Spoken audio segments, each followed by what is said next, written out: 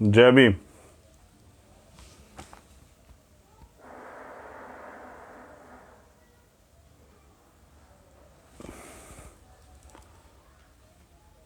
जय भीम, जय भारत, जय संविधान।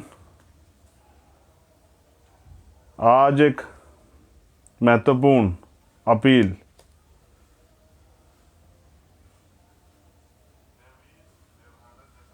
आप इसे अपील समझें या मेरी कहानी। बस मैं फ़ोन को ठीक करूं, फिर आप लोगों से बात करता हूं।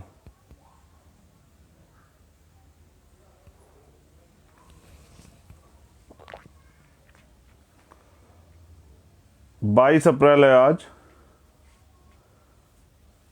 और एक महत्वपूर्ण विषय पे अपनी बात रखने के लिए मैं आप लोगों के बीच हूं। और जो आज का विषय है वो बहुत सब जगह हर व्यक्ति को टच करता है।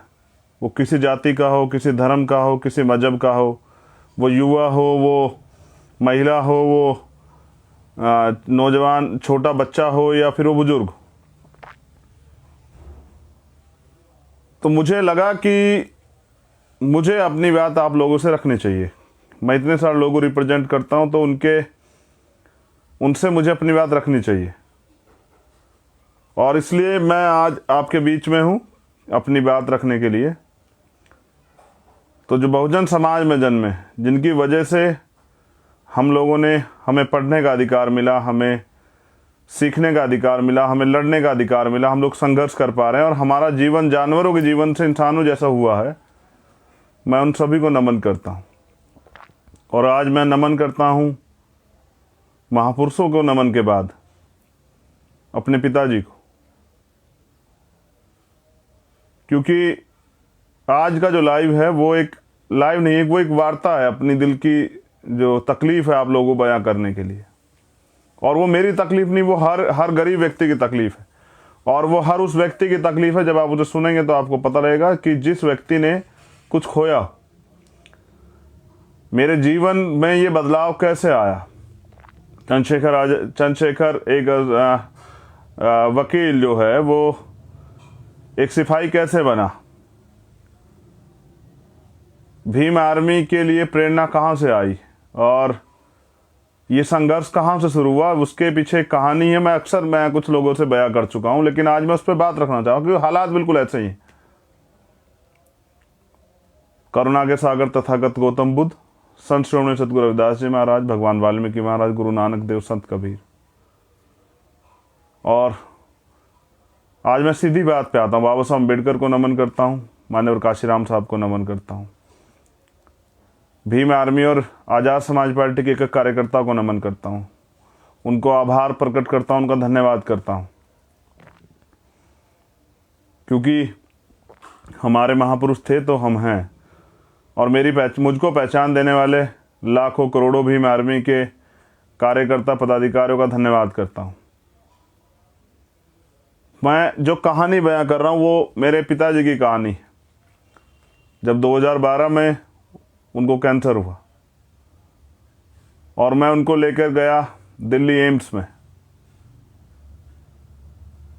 वो स्वाभिमानी व्यक्ति जो किसी की एक बात बर्दाश्त नहीं करता था, लेकिन मेरे वहां जाने के बाद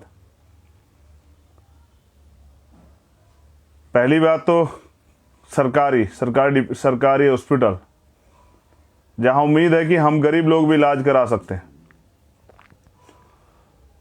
और फिर एम्स जिसका दुनिया में नाम, भारत में तो नाम है, दुनिया में भी एम्स का नाम।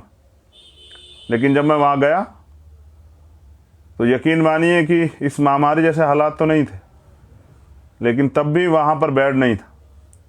फर्श पे मैंने अपनी बाजुओं में अपने पिताजी को लिटाया हुआ था, और मैं तकलीफ में था, रो रहा था, और ये उम्मीद कर रहा था काश कोई नेता मेरा जानकार होता तो शायद मेरे पापा यहाँ एडमिट हो जाते। वो कोशिश कर रहा था कि एडमिट हो जाए,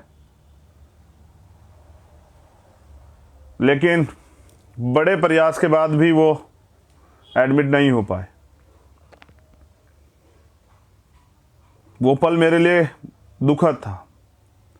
अगर मेरे पापा एम्स भर्ती हो जाते तो शायद वो बच जाते। उनकी जीने की इच्छाएं थी, लेकिन मैं उनको बचा नहीं पाया। लेकिन उस दिन मैंने ये फैसला जरूर लिया था कि मैं किसी गरीब को इस इलाज की कमी के कारण मरने नहीं दूंगा। मैं इस व्यवस्था को चैलेंज करूंगा, इस व्यवस्था के खिलाफ लड़ूंगा। देश में, समाज में जो बुराइयां, उनके खिलाफ खड़ा हो जाऊंगा और अपने साथियों के साथ मिलकर उनको बदलने का प्रयास करूंगा। क्योंकि कोई भी परिवर्तन, वो ज्ञान, उसकी पहली सीढ़ी है ज्ञान। ज्ञान से, एजुकेशन से ज्ञान, ज्ञान और ज्ञान से शक्ति, और शक्ति से होता है परिवर्तन। तो बाबा साहब अम्बेडकर ने कहा एकता में शक्ति, इसलिए संगठन बना। और ये जो भ्रष्ट राजनीति, ये आज के हालात पे बात कर रहा हूं।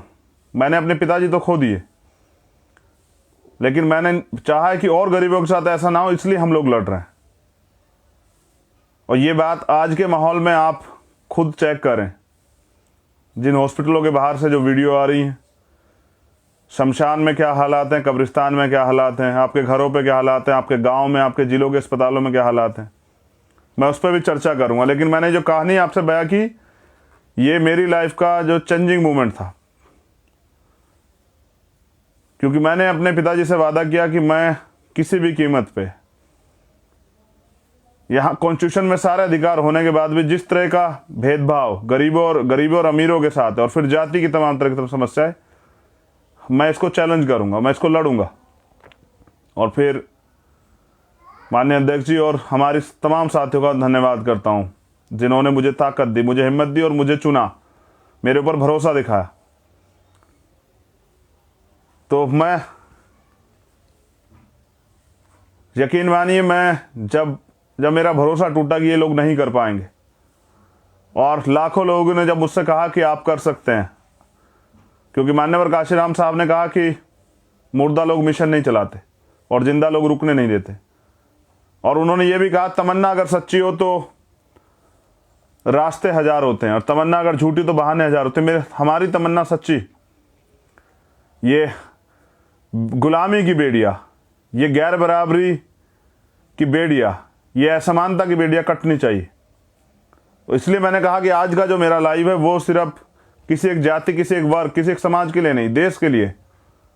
और मैं अब चुनिंदा मुद्दों पे आपकी बात रखूंगा, अपनी बात रखूंगा और आपसे, और लंबे समय तक आज आपसे बात करूंगा। अगर आम आदमी मास्क नहीं लगाएगा तो उस पर जुर्माना लगेगा, और यूपी में तो अगर दोबारा मास्क नहीं लगाएगा तो 10,000 रुपये का जुर्माना। और क्या योगी बाबा जी ने 10,000 रुपये का रोजगार दिया नौजवानों को? चलो मैं मानता हूं कि वो मास्क उनके लिए जरूरी है, आप तो रैलियों में नहीं लगाते, आपकी पार्टी के लोग तो नहीं लगाते। चलो खैर, मैं ये भी मान लेता हूं कि भाई साफ सरकार है, तो सरकार, कानून में सरकार के लिए छूट है, क्योंकि सत्ता का जो दुरुपयोग वही तो आप कर रहे हैं। लेकिन मैं पूछना चाहता हूं कि इस 71 साल की राजनीति में तमाम पार्टियों की सरकारें रही, तमाम नेता रहे, मैं जानना चाहता हूं देश से कि आप बताएं, देश के लोग मुझे, कि अगर हॉस्पिटल में बेड ना मिले, हॉस्पिटल में दवाई ना मिले, हॉस्पिटल में आईसीयू बेड ना हो, हॉस्पिटल में वेंटिलेटर ना हो, हॉस्पिटल में जो बुनियादी जरूरतें हैं, मेडिकल फैसिलिटी, वो ना हो, तो सरकार पे कौन जुर्माना लगेगा? कौन सी सरकार जवाब देगी इसका? हम लोग किससे सवाल करें? हम लोग किसको पकड़ें? हम किससे बात करें? और इन सब कमी के कारण जब हमारे अपने लोग हमारे बीच से चले जाएंगे, जो बच सकते हैं, जब ऑक्सीजन नहीं होगी, तो इतने लोगों की जान जा रही है, इनकी जिम्मेदारी किसकी है? ये सरकारी तंत्र बना किस लिए था?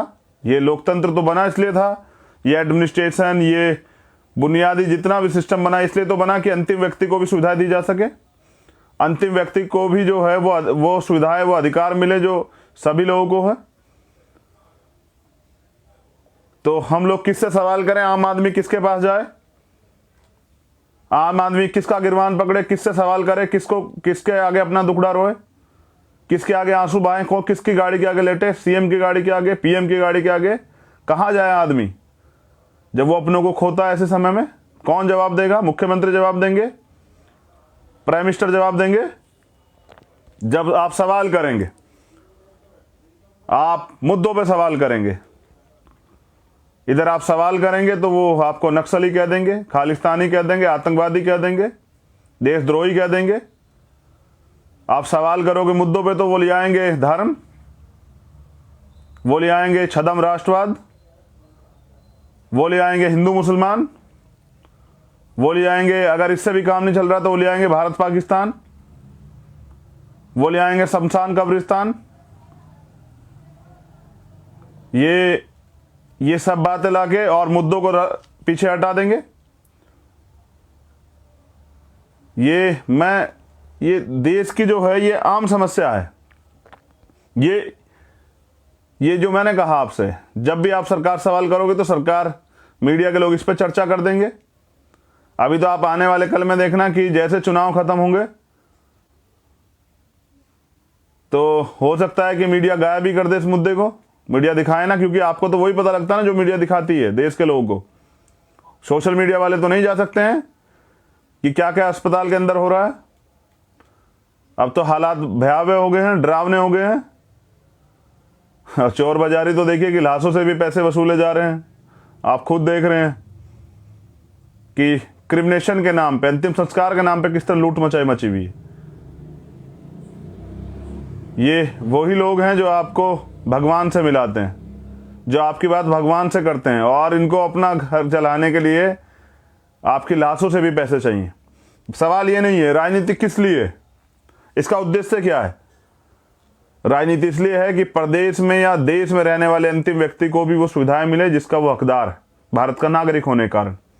कौन सी सरकार दे रही है, किस सरकार ने दिया, और सरकार क्यों नहीं दे रही है? कॉन्स्टिट्यूशन देता। मैं तो अपने भाषण में भी कहता हूं कि रोटी, कपड़ा, मकान, चिकित्सा, शिक्षा, सुरक्षा, रोजगार और न्याय, ये 8 चीजें कॉन्स्टिट्यूशन देता है। सरकार की जिम्मेदारी बनती कि दे, लेकिन क्यों नहीं देती सरकार है? क्योंकि उनको पता है ना, जब वोट का समय आएगा तो हम हिंदू मुसलमान पे बात करेंगे, हम मंदिर मस्जिद पे बात करेंगे, हम भारत पाकिस्तान पे बात करेंगे, हम शमशान कब्रिस्तान पे बात करेंगे, हम धर्म पे बात करेंगे और धर्म की अफीम चटाएंगे लोगों को। तो ये डरावना है। हमें एजुकेशन पे बात करनी चाहिए लेकिन सरकार धर्म की बात करेगी। हम रोजगार की बात करेंगे, सरकार जो है राष्ट्रवाद की बात करेगी।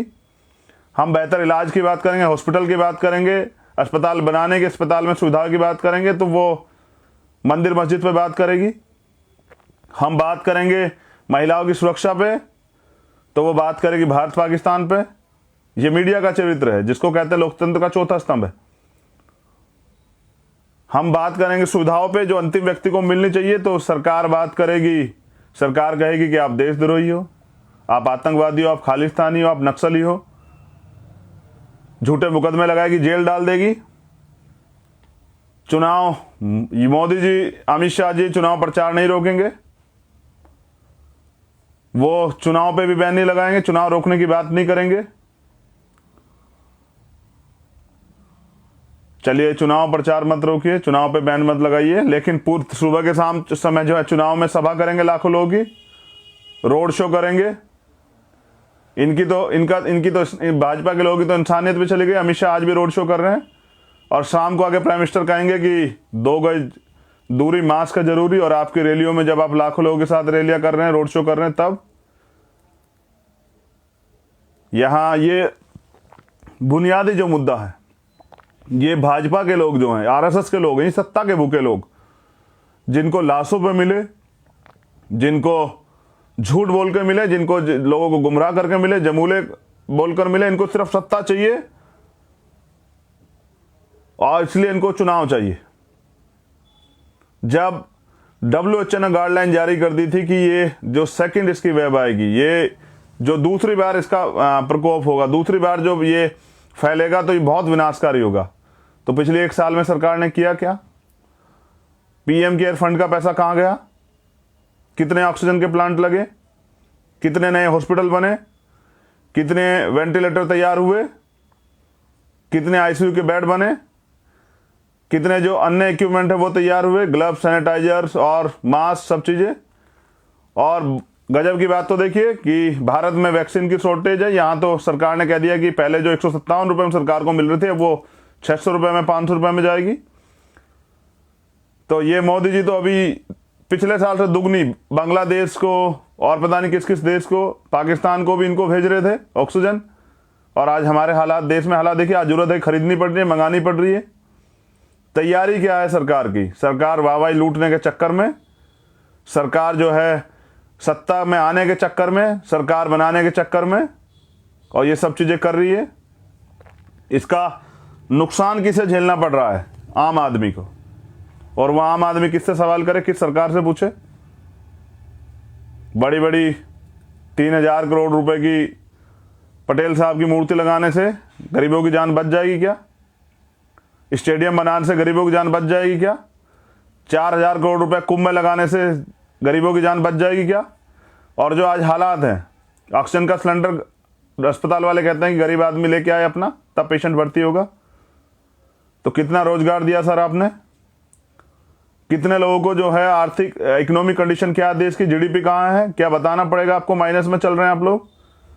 आम आदमी पे खाने को रोटी नहीं, वो कहाँ से लाके इलाज के लिए पैसे? और उसकी जिंदगी, राइट टू लाइफ की कौन जिम्मेदारी लेगा? ये सरकारों के अलावा कौन पे 302 का मुकदमा क्यों ना दर्ज हो? क्यों माननीय सुप्रीम कोर्ट जो है स्वतः संज्ञान नहीं ले रहा है? ये जो अरबपति खरबपति बन गए नेता, इनके बड़े बड़े कार्यालय बन गए, ये जो पैसा कहाँ से आया इनके पास? ये लोगों पे दवाई के पैसे नहीं है, लोगों की जान की कोई वैल्यू नहीं है। बीजेपी को, भाजपा के लोगों को सरकार बनानी है, बंगाल में चुनाव लड़ना है। अगर उसमें कोरोना संक्रमण फैल जाएगा, लाखों लोगों की जान जाएगी, कोई मतलब नहीं है। इनकी जो हवस है, सत्ता की भूख जो है वो पूरी होनी चाहिए। तो मेरा आपसे भी ये कहना है कि आप, कुछ लोग जो हैं देश में निजीकरण पे बहुत खुश थे कि प्राइवेटाइजेशन हो रहा है, बहुत अच्छी बात है, होना चाहिए। ये लोग काम नहीं करते हैं सरकारी वाले जो हैं ये हाथ पे हाथ धर के खाते हैं। और सर अब कौन सा प्राइवेट हॉस्पिटल आपको एडमिशन दे रहा है? अब तो आप सरकारी के भरोसे हैं। सारे अधिकारी कर्मचारी, वो गवर्नमेंट हॉस्पिटल हो या फिर वो पुलिस हो या प्रशासन के लोग हो, आप तो उनके भरोसे हैं। आपको तो प्राइवेट चाहिए था। आप तो बड़े बड़े दावे कर रहे थे कि इससे तो जो है मकारे लोग जो हैं उसमें रूलिंग में बैठे हुए हैं, सरकारी की वजह से ये तो बंद होना चाहिए। और आप आज, जब आपके पिताजी हॉस्पिटल में हैं और आप इलाज का खर्चा नहीं जुटा पा रहे हैं, आपकी माँ हॉस्पिटल में, आपकी बहन हॉस्पिटल में, आपकी पत्नी हॉस्पिटल में, आपका बच्चा हॉस्पिटल में है, तो सर अब कौन से सरकारी वाले को गाली देंगे? ये अपनी जिम्मेदारियों से भाग के काम नहीं चलेगा। ये जो देश के जो लोग हैं, ये चुनाव के समय अपनी जिम्मेदारी से भागते हैं और ये सवाल नहीं करते हैं। निजीकरण पे खुश होने वालों से मैं दोबारा पूछना चाहता हूं, सर अब जहां आपकी आय इतनी अच्छी नहीं है, आपको तो पता है ना कि प्राइवेट वाले तो अभी किसी की गाड़ी भी रख ली, वो डेड बॉडी नहीं दे रहे थे तो किसी की गाड़ी भी रख ली उन्होंने कि भाई गाड़ी छोड़ जाओ, गाड़ी हम लोग सीध रखेंगे अपने पास, अगर जब पैसे चुका दोगे तब ले जाना। ये प्राइवेट। और आज अगर आप प्राइवेट में हैं, आपकी बीवी बीमार है तो आपको छुट्टी चाहिए नहीं मिलेगी, आपकी माँ बीमार है तो छुट्टी नहीं मिलेगी। ये प्राइवेट सेक्टर तो अब छुट्टी मार के बैठ जाएगा। सरकारी कर्मचारी अभी भी जाएंगे, अपनी जान को जोखिम में लेंगे। सफाई कर्मचारी जाएगा सड़कों पे, अधिकारी कर्मचारी जाएंगे। तो क्योंकि आपको जानकारी नहीं है और आप जानना नहीं चाहते, आप सवाल नहीं करना चाहते, इसलिए आप इन सब चीज़ों से अनभिज्ञ हुए बैठे हैं और आप जानना भी नहीं चाहते। देखिए, मैं बहुत सीधी बात आपसे कर रहा हूं, ये इसमें कोई चोरी नहीं है। ये जो अडानी अंबानी के किराए पे लाए गए लोग हैं, ये आपका भला नहीं कर सकते हैं, ये आप जान लीजिए। ये जो किराए पे लाए हुए लोग हैं, जो अडानी अंबानी के अपने लोग हैं, ये आरएसएस भाजपा के लोग आपका भला नहीं कर सकते। और जो लोग पहले भी सरकारों में रहे, उन्होंने कितना भला किया आप देख लीजिए। दूसरे देशों की तुलना में हम लोग कहाँ हैं। और आज भी लोग हवन से ख़त्म कर रहे हैं, कोरोना पूजा पाठ से ख़त्म कर रहे हैं, तो हॉस्पिटल तो की ज़रूरत ही नहीं उन लोगों को, तो उनको तो नहीं जाना चाहिए हॉस्पिटल, जो आज भी पाखंडवाद में घूम रहे हैं। और मुझे दुख है कि यहाँ तो आप हालात देखिए, मुसलमान होना अपराध है, जब पिछली बार तबलीगी जमात पे बात आई थी तो कितना बवाल काटा था हम ये देश के लोगों ने पानी पी पी के गालियां दी थी मुसलमानों को। और अब करो, अब कुंभ में क्योंकि आपका वोट खतरे में पड़ जाएगा तो आप नहीं बोलेंगे। और जब कुंभ में बैठे हुए हमारे महामंडलेश्वर ये कह रहे हैं कि भाई ये तो रहेगा कोरोना, ये क्या नाम कुंभ, जब सरकार के लोगों की बात नहीं मान तो आप मुकदमा तो दर्ज नहीं करेंगे उनके ऊपर, ना ही उनसे सवाल करेंगे, ना ही पुलिस भेज के जोर जबरदस्ती करेंगे, ना ही उनको जो है जेल में डालेंगे, क्योंकि आपका हिंदू वोट खतरे में पड़ जाएगा। तो वोटों के सौदागरों को मैं पूछना चाहता हूं कि भाई आप आम आदमी की जान क्यों खतरे में, क्योंकि जो वहां गया है कुंभ में और वो कुंभ से आएगा और जाएगा जनता के बीच में, तो अगर उससे संक्रमण फैलेगा तो कौन जिम्मेदार होगा, इसकी जिम्मेदारी कौन लेगा? कोई विपक्ष के लोग रैली नहीं कर सकते हैं, विपक्ष के लोग रोड शो नहीं कर सकते, विपक्ष के लोग नहीं निकल सकते, उन पर मुकदमे दर्ज हो जाएंगे। लेकिन आप तो सही पे भी सवाल नहीं कर सकते हैं। तो कुंभ से आस्था की चटनी से मुक्ति तो हो सकती है, आत्मिक मुक्ति तो हो सकती है, लेकिन क्या उसके बाद जो हो रहा है उसकी जिम्मेदारी कौन लेगा? प्रधानमंत्री या वो धार्मिक गुरु या तमाम लोग? कौन लेगा जिम्मेदारी? क्योंकि आम आदमी तो ले नहीं सकता। मैं कैसे ले सकता हूं? मेरे पास तो कलम ही नहीं है, वो कलम की ताकत। मैं सरकार में होता तो मैं होने ही नहीं देता सब चीजें। हमारी तो बुनियाद पहले, क्योंकि हम जानते हैं, हम उस वर्ग से आते हैं, गरीब वर्ग से, जहां दिक्कत है 90% इस देश के गरीब लोगों के लिए। हम तो उनके लिए सोचते, जहां होते, जिस क्षेत्र में होते, जिस स्टेट में होते, वहां के लिए सोचते कि अगर भविष्य में ऐसा हो जाए तो फिर क्या होगा। हम तो सरकारी स्कूल में पढ़ने वाले लोग, हम तो उन पे ध्यान देते जहां से देश को मजबूती देनी है। तो ये हालात हैं, और इस हालात के कारण मैं याद दिला रहा हूं और मैं अपने साथियों से कहना चाहता हूं कि हम 25 तारीख को हिसाब मांगे हरियाणा सरकार से। रमन वाल्मीकि भाई की हत्या हुई थी जेल में, 1 साल हो गया 25 तारीख को। मैं उनको भी नमन करता हूं, लेकिन इंसाफ नहीं मिला अभी तक। तो 25 तारीख को हम हरियाणा सरकार से जवाब मांगेंगे कि क्या हमारे साथ न्याय अत्याचार होगा तो क्या हमें न्याय नहीं मिलेगा? जो कॉन्स्टिट्यूशनल राइट है, हमारा लोकतांत्रिक संवैधानिक अधिकार है, राइट टू लाइफ, और न्याय भी हमारा जन्मसिद्ध अधिकार है, वो नहीं मिलेगा। तो रमन भाई के परिवार के हौसले टूट गए, लेकिन मैं उनसे भी निवेदन है, हौसले नहीं तोड़ने। हम लोग जब तक न्याय नहीं मिलेगा इस लड़ाई को लड़ते रहेंगे, हम आपके साथ हैं सब लोग। तो 25 तारीख को उनके लिए न्याय की मांग भी करेंगे। लेकिन मैं नौजवानों से, जो 51% नौजवान हैं देश के, मैं उनसे अपील कर रहा हूं, वो हमारी बहनें हों, वो हमारे नौजवान साथी, युवा हों, पुरुष हों, कि अगर आप इस भ्रष्टाचार की राजनीति से, आप इस दोगली झूठी धर्म की चटनी वाली राजनीति से, आप अगर देश के अच्छे नागरिक हैं, देश को आगे बढ़ाना चाहते हैं, देश को के नाम को रोशन करना चाहते हैं, तो आपको राजनीति में हिस्सेदारी तो करनी पड़ेगी, वरना अयोग्य लोग ऐसे ही शासन करेंगे और देश बर्बाद होता रहेगा। उनके एजेंडे में सब चीजें है ही नहीं। तो मैं ये भी कह देता हूं कि भाई बहुसंख्यक होने से भी परिवर्तन नहीं हो सकता। परिवर्तन होने के लिए तो आपको जागरूक होना पड़ेगा, आपको शिक्षित होना पड़ेगा, आपको जो है वो स्वाभिमानी बनना पड़ेगा, आपको जागरूक रहनी पड़ेगा, और आम आदमी को जागरूक करना पड़ेगा, लोगों को बताना पड़ेगा कि लोकतंत्र किस लिए और सरकारें किस लिए हैं। तो मैं आपसे अपील कर रहा हूं कि एकजुट होकर सरकार के खिलाफ लड़े, और उन सब सरकारों के खिलाफ लड़े जहां आप ये भी देख लीजिए कि देश के कौन से प्रदेश में हालात बहुत सामान्य हैं, जहां सारी सुविधाएं, यानी कि सारे लोग भ्रष्ट हैं।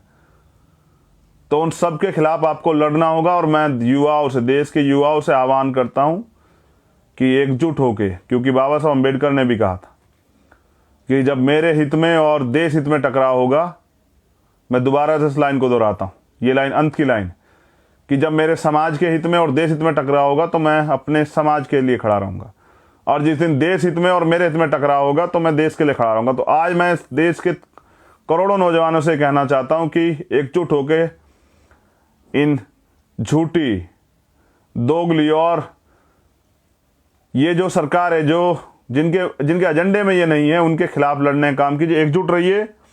मैं आम जनता से भी अपील करूंगा, लेकिन उससे पहले मैं देश के झूठे प्रधानमंत्री से अपील करता हूं कि लाखों किसानों की जिंदगी के साथ मत खेलिए सर। आप प्रधानमंत्री, देश के प्रधानमंत्री, हम सबके प्रधानमंत्री।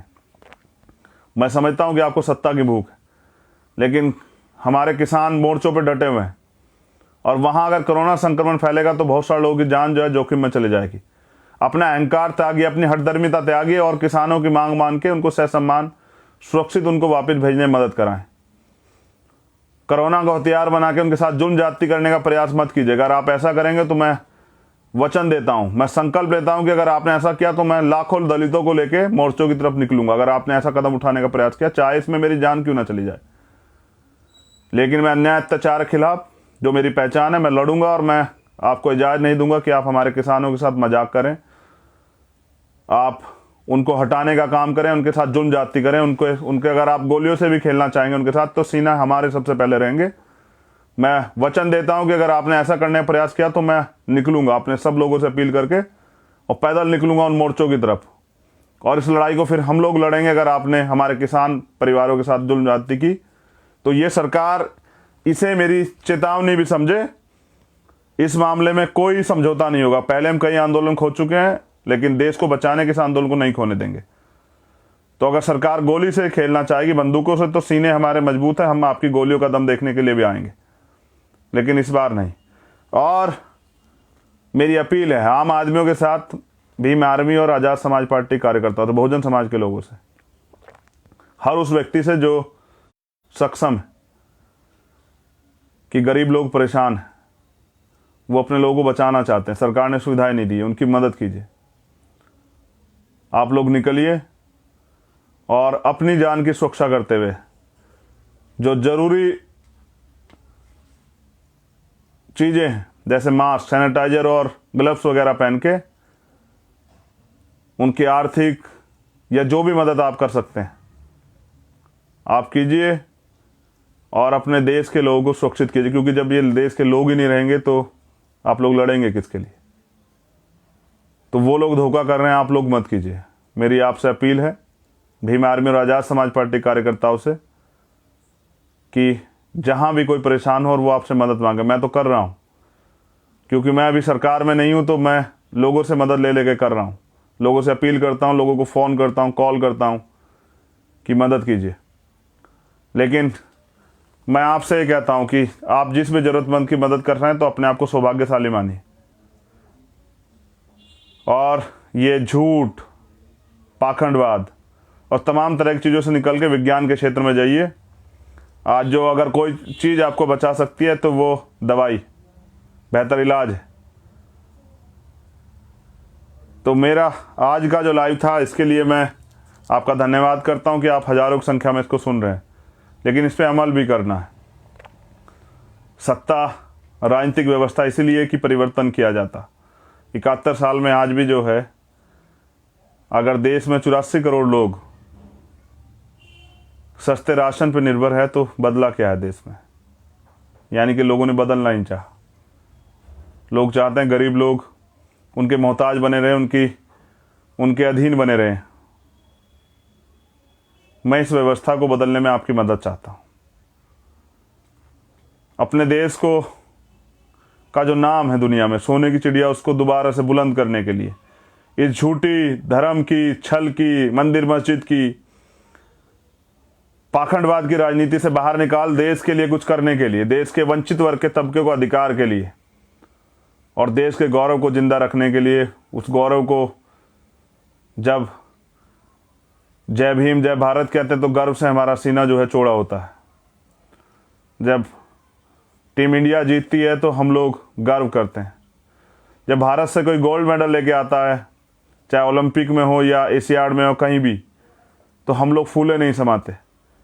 जब भारत का कोई व्यक्ति टॉप करता है या भारत का नाम रोशन करता है तो हम लोग अपने आप को गौरवान्वित महसूस। भारत के सम्मान के लिए मैं देश के नौजवानों से ये कहना चाहता हूँ कि दूसरों के भरोसे मत छोड़िए, ईश्वर के भरोसे मत छोड़िए, किसी के भरोसे मत छोड़िए, अपनी लड़ाई लड़िए और अपने देश को सुरक्षित रखने के लिए और अपने देश के लोगों को सुरक्षित रखने के लिए कदम बढ़ाइए। निकलिए, घर से निकलिए और मदद कीजिए।